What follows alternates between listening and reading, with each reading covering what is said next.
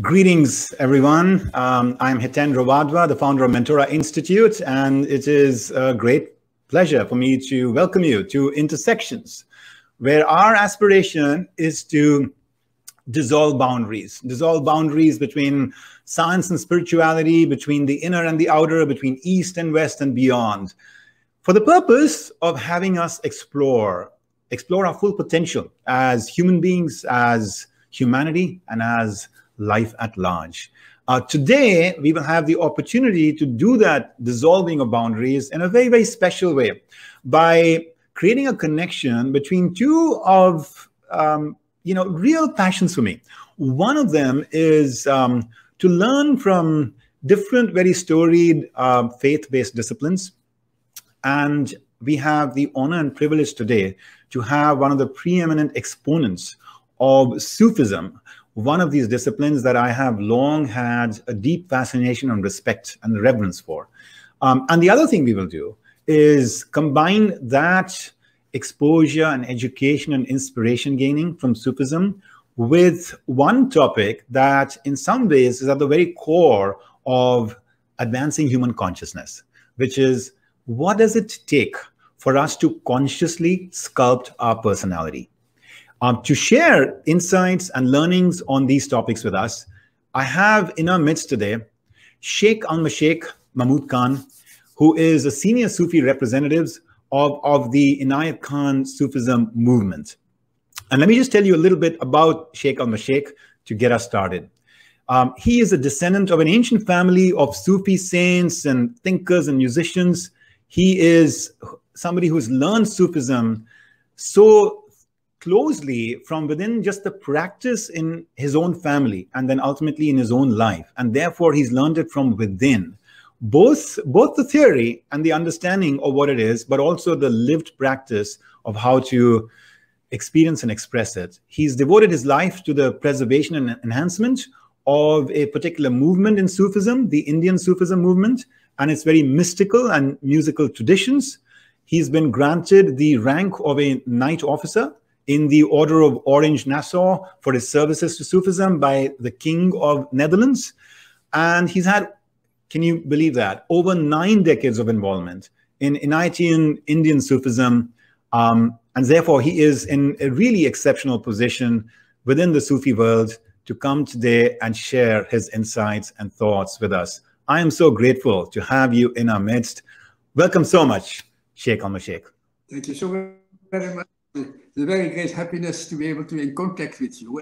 And I've heard about everything you do in spreading this idea of combining life in a successful way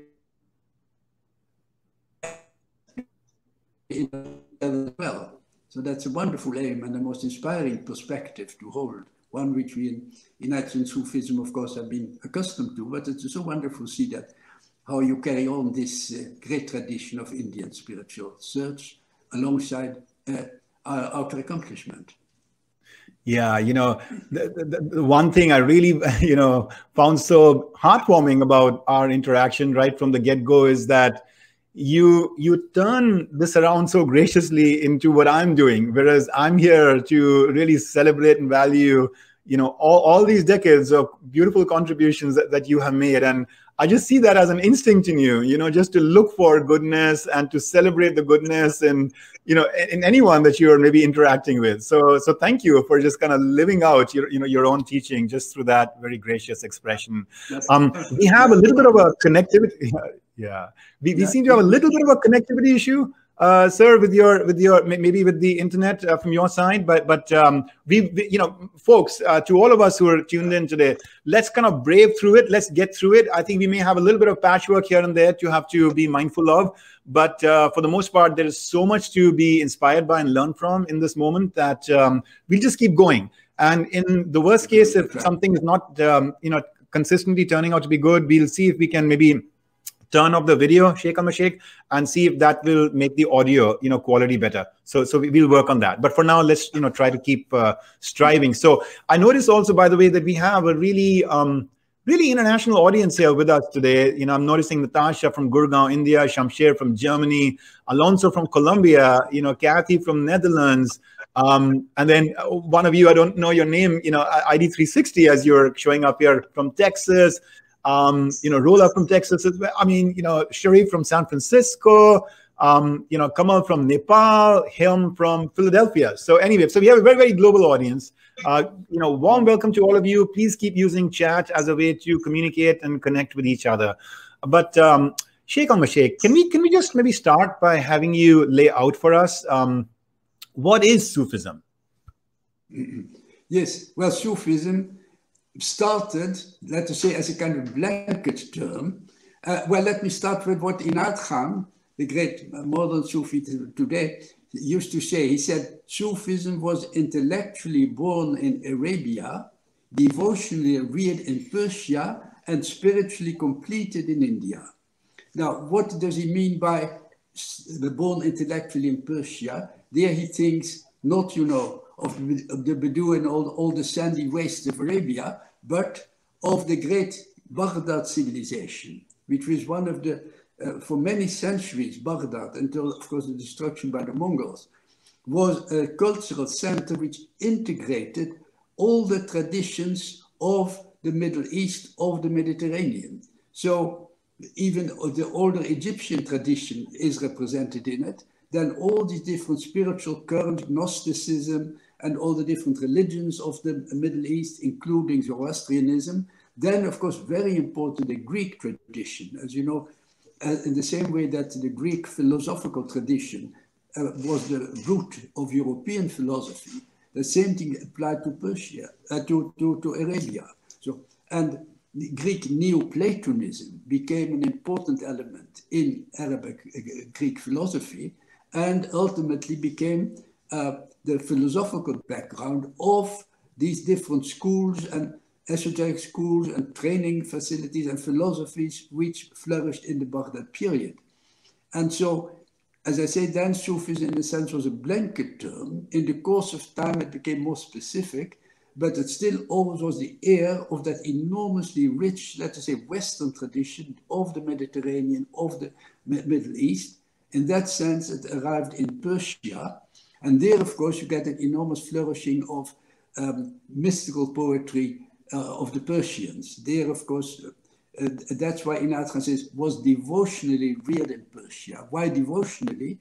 Because beauty. There in Persia, it was the beauty of verse, the beauty of poetry, which expressed these mystical sentiments as a mystical experience. And so in that shape of beauty, when you are touched by something of beauty, then already you forget your outer self. You forget your external self because you are focused on whatever thing strikes you as beautiful. It may be nature, maybe one of the arts, it may be even one of the sciences, something which totally absorbs you, raises you already out of your own empirical outer selfhood. So that was a very important step in Persia.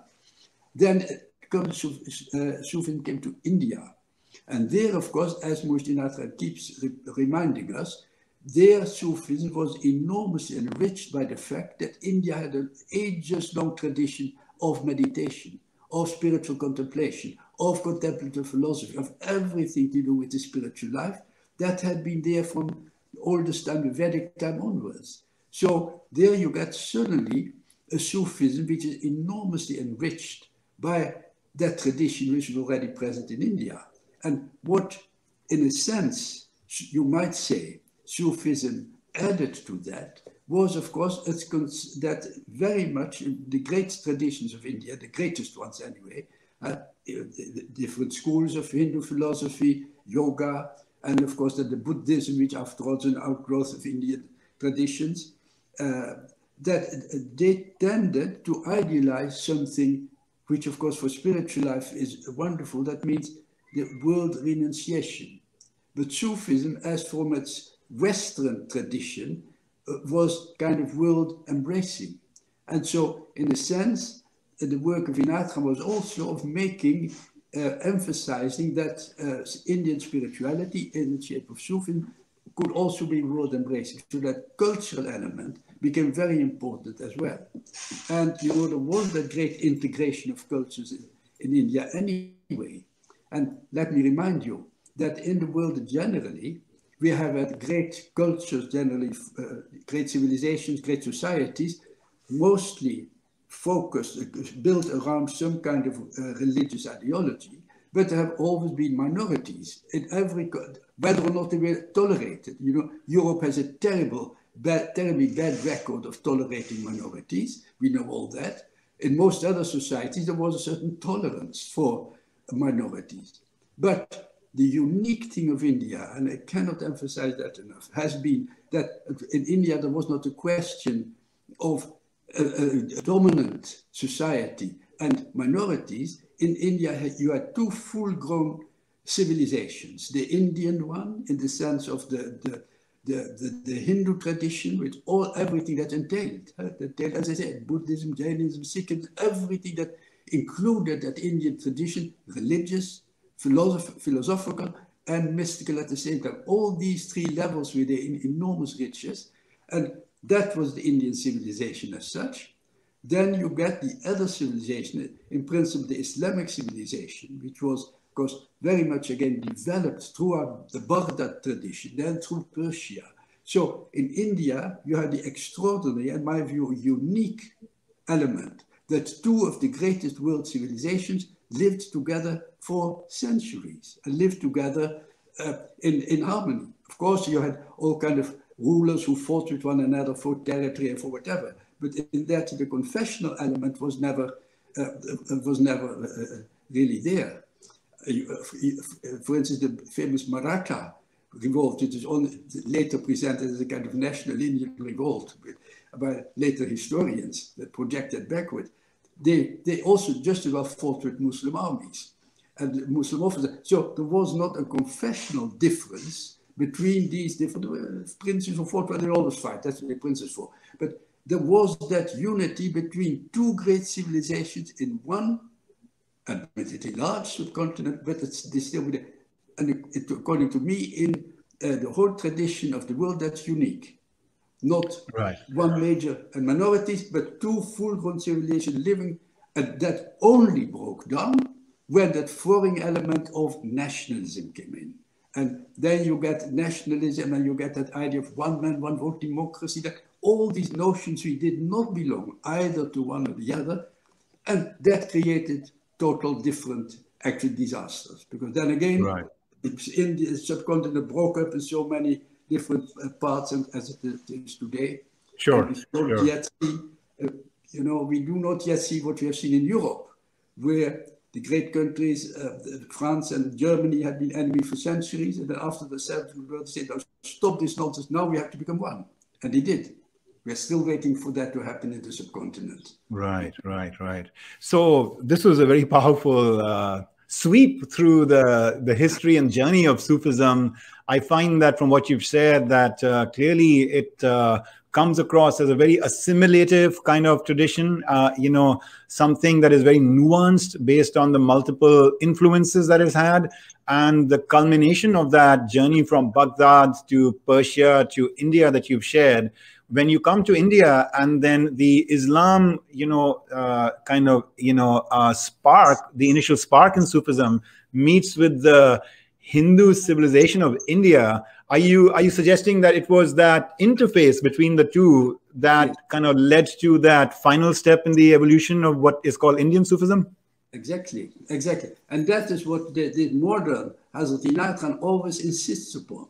And he said, well, of course, there were these two great civilizations, the Hindu civilization, the Muslim civilization, if you want to define religiously. But both of them had, so to speak, an upper story of mysticism.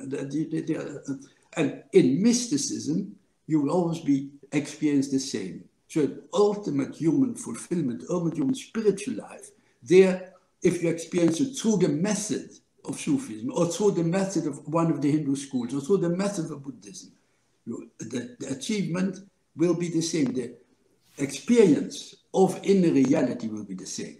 Right.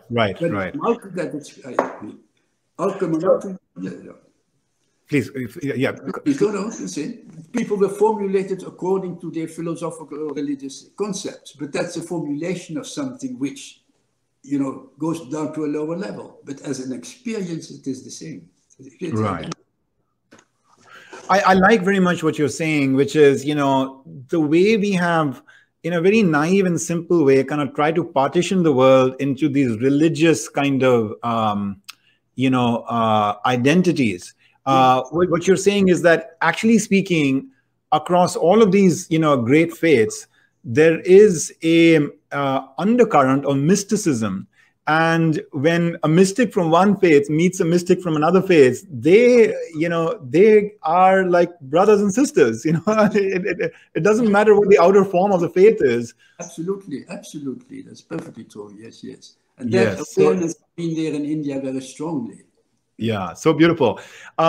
Let's do this. Let's translate this from the broader outer commentary to the more personal commentary for about another, 10 minutes. And then we want to go into the art of personality. Yeah. So could you share with us a little bit the contribution that, has been made in your family, right? In this whole journey, from Hazrat Inayat Khan to beyond. Could you share a little bit about that, maybe culminating in your own? Could we spend about 5 minutes on that? Well, it's hard to do that in a short period. But anyway, of course, the family, in the first place, they came in from Central Asia at the time that a very unpleasant fellow was ruling there, Timur Lenk. So that was not a person they felt comfortable with. So they migrated to India and eventually settled on land in northern India again, in Punjab. And so they had taken with them that idea of mysticism. But then, of course, that developed a great development in India. Another thing they had, there was that kind of shamanistic tradition of incantation. Now, their incantation developed into Indian classical music, and their sense of magic of mysticism developed into typical Sufism and became a typical Indian Sufism. So there, of course, that assimilation to that existing culture, which they found in India, has been very strong and very fertile, and that continued for many generations. The tradition was that in every generation of the family, there should be one full mystic, and so that was their general. And then, of course, that mysticism became combined with music, because it's all very well to live off land and have the time to cultivate mysticism and all kinds of things, but or land ownership, unless you have it on a very large scale, is precarious. There may be the harvest, maybe you will lose your harvest, you may lose your farmers, all kinds of things may happen which diminish your position as a landowning family. So it was precarious. You had to do something with your culture. The culture, you spent your time on culture, but you have to do something that culture can be made useful also in case of need. So in their case, that was music. So where their ideal occupation of their leisure was in fact mysticism, at the same time music was something which was cultivated and very, very akin to mysticism, because it brought in a lot of aesthetic contemplation, but at the same time something could be practically used if your land did not produce to meet your needs. Then of course there was always, you had recourse to the many courts in India to close. You didn't publish, you didn't play music in public. You always had closed circles of music lovers, or closed these Maharaja courts and so on, where you could perform in private. So that was there. And so with Inayat Khan, you get suddenly this whole idea that music and mysticism, which have an old tradition of togetherness in the Indian, especially in Indian civilization, that was the kind of thing he wanted to bring to the fore again. Because for him, music was the highest form of aesthetic contemplation, and that aesthetic contemplation, since beauty already kind of raises you out of your I-ness. If your selfhood is already, so to speak, dissolved in the beauty of nature and the beauty of art, but to the highest degree in music, because it is the most abstract of the arts. So for him, the musical contemplation was something which already leads up to the meditative life. And that was actually what he, when he came to the West with his two brothers, he didn't at all come and spread Sufism. But later his followers have pretended, but it's absolutely untrue. They went just to make a ground tour of the West and to come to know the Western world. And of course, then he gave lectures. And he wanted to say, all right, the Europeans have brought a lot of benefits to India in many ways, but they should also recognize that India has many things of matchless greatness, which Europe has never known. So yeah, so if you don't mind pausing there for a second, Shaikh al Mashaik, I just want to make sure we are all tracking you. So you're now talking about this preeminent, teacher of Indian Sufism, right? Hazrat Inayat Khan. And I'm going to ask my colleague to put up his picture there for us as well. And so this is him, right? And he is a pioneer in then bringing this Indian Sufism to the West. That's right. But it was completely spontaneous. Because as I said, he and his two brothers went to the West in 1910 to come to know the West, but at the same time to inform the West that they had a lot of things to bring to India, but India had some things which in themselves were matchless. And to them, the highest kind of cultural expression of Indian life was precisely the music. So what happened? Inayat Khan gave a number of lectures on music, but always relating that to Indian spiritual life. And once, or actually twice, he was invited to speak in the Hindu temple in San Francisco, I think it was. I always get mixed up, excuse me for that, with San Francisco and Los Angeles. One of those places was the Hindu. Sure.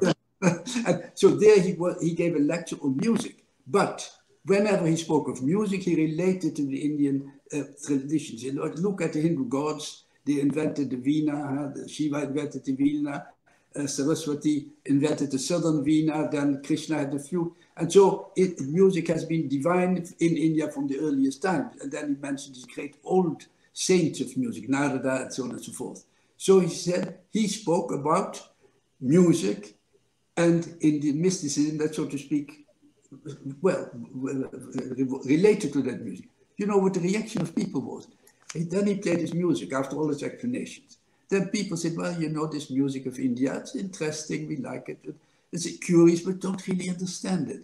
But what you said about the mystical, of the spiritual linkage of music, that interests us very much. Can't you tell us more about that? And that way he started quite spontaneously, quite without any intention of wanting to bring Sufism to the West. He started shifting his explanations of music, more and more explanations of mysticism. And what he did was that typical Indian mysticism, which is completely, as I say, completely merged in that Indian tradition. So you find Advaita, Vaishishta Advaita, and all the different concepts which you know in the Hindu tradition, you find in both as such and in their parallels in traditional Sufism.